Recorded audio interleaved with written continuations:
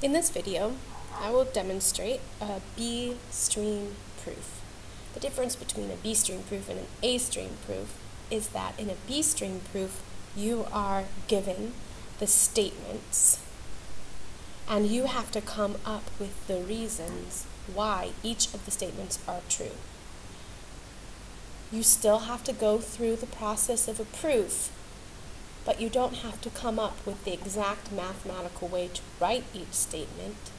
You can just reason through it and then give the reasons. Now the reasons are going to be the postulates,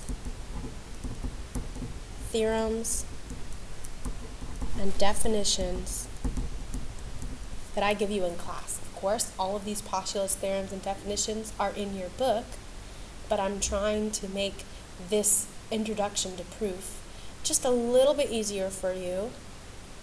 Next semester we might get into where to find them. You might have to have an exercise of a proof where I don't give you much direction, you have to do it all yourself. But for now, we're just starting out with how to logically come up with each one of these steps and what order they need to go in, because order is important, and why each one of the steps are true, which is the reasons. So you will be providing the reasons why each statement is true. Let's go through this proof and reason through it. Let's start off with the structure of the proof.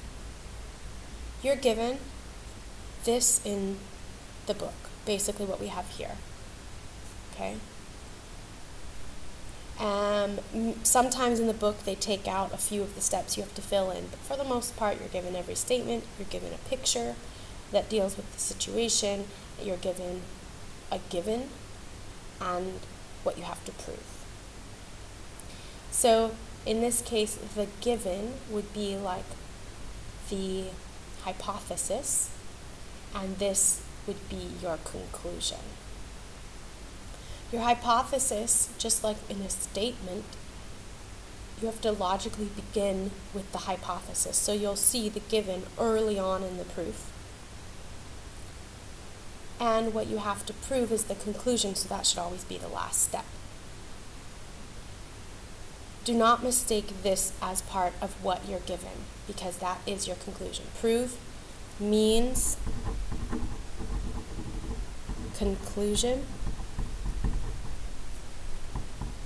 last logical step. It's the last step, always, for A-stream or B-stream proofs. Now, working through each step, we have to interact with the drawing. We have to look at what is true as given. Both of these really are considered givens. You can pull information from the drawing of what you are allowed to assume. We've talked about what you are allowed to assume in class, and from the given, okay?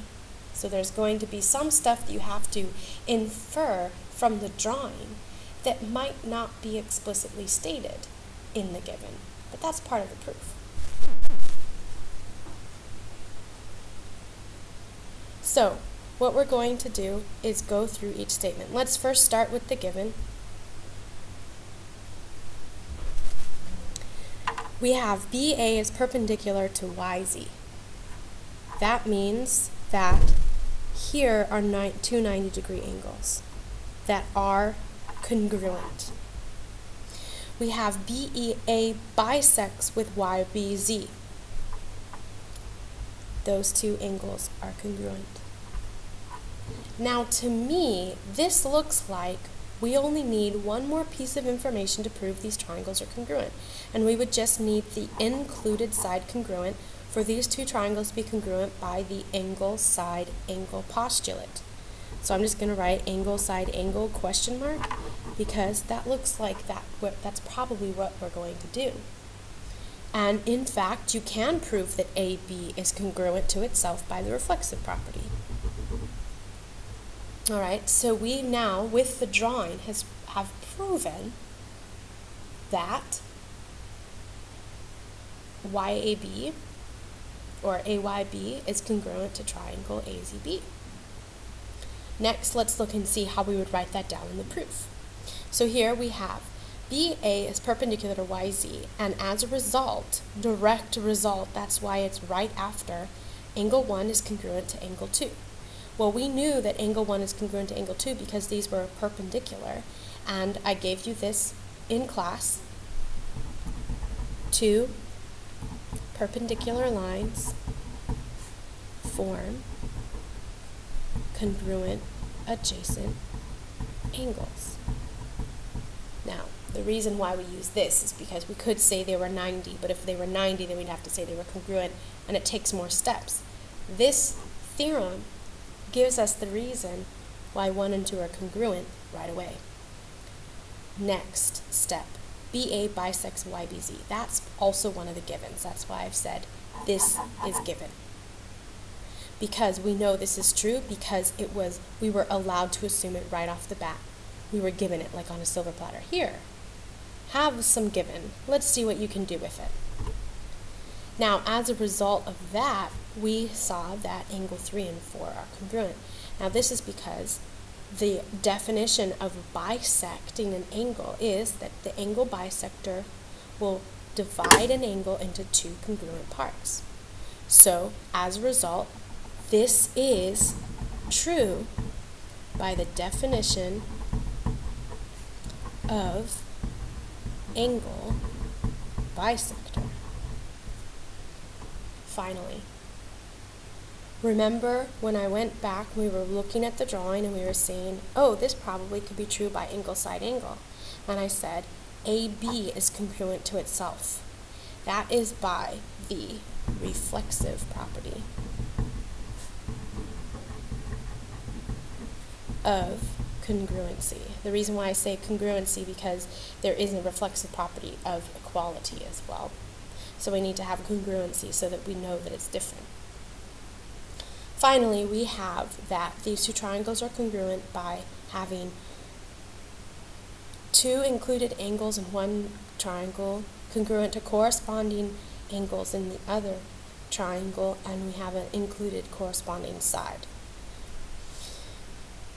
We have to say that this is congruent to itself because it's in two different triangles. And so these two triangles are congruent by the angle side angle postulate. Oh, I'm going to write that out. Postulate, not post, it's postulate. So it's what we went over in class. A postulate is like a rule of geometry. It just happens. We can accept it as true.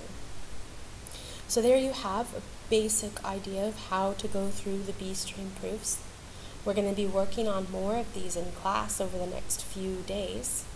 Hopefully that by the end of next week, everyone will be much more comfortable with proofs.